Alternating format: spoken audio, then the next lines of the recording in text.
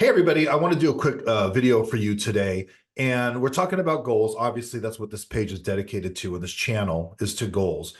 And one of the things I want to talk about today is financial goals. One thing that I've learned over the years in this business and talking to so many people and coaching people is there's really two most common goals: diet, weight loss, fitness. That's the most common goal. And the second one has to do with something money, something financial. A lot of times it's start a business and make money, but a lot of people, it's about we want to get our financial house in order. We have financial goals. By the end of this year, we want to have this, or we want to be here, or do that. And that's the one thing probably that the pandemic really did, is it waked up a lot of people, and it scared enough people that it made people realize, like, hey, we need something to change. And if you were to ask them, well, what do you want change? A lot of them don't know. I don't know, just it just needs to change. So what I want to do, and even, yes, I've spent years in the financial business, but this is not about that business. This is about goals. And I want to talk to you briefly today about setting financial goals. Okay. And I want to just start on, because it's a very broad topic. You can cover a lot of things. I want to just talk today about creating a spending plan or a budget. Okay. Now, here's the biggest problem that most people have is number one, we've been taught a poor mentality about how to manage our money. Okay. A poor mentality is you take your paycheck, you spend first, then you save what's left. And of course, for most people, there's nothing left. A wealthy mentality is you get your paycheck, you invest first, you pay yourself first, then you spend.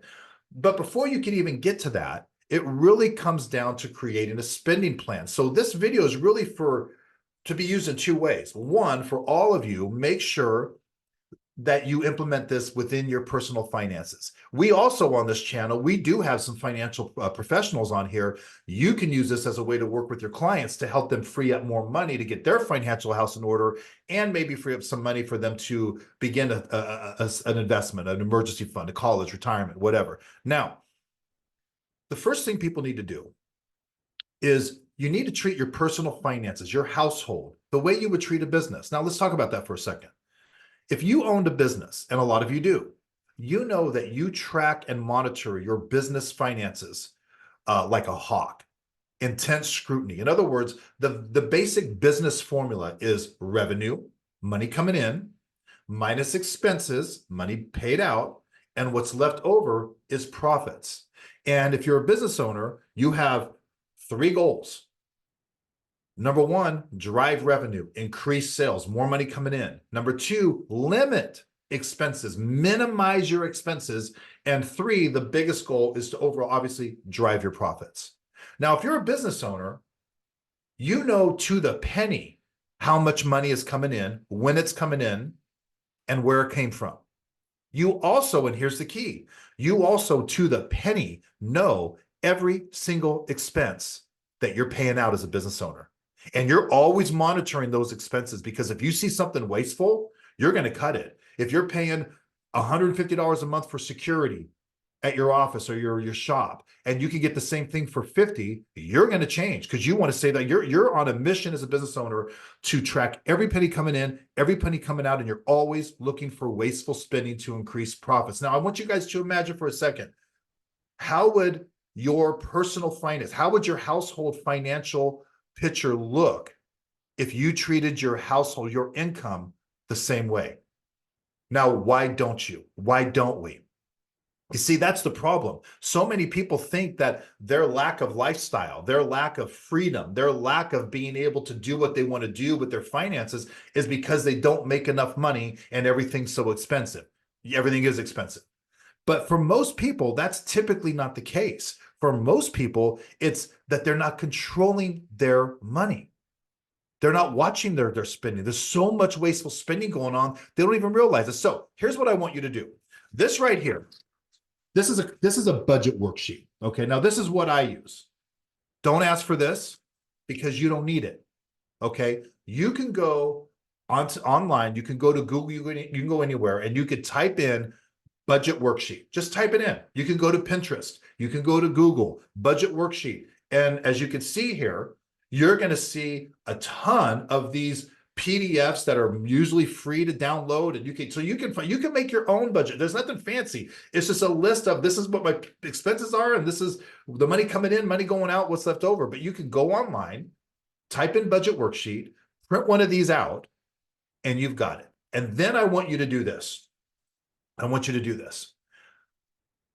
You should take a month. Now, January is almost over, but take the next month, live your life.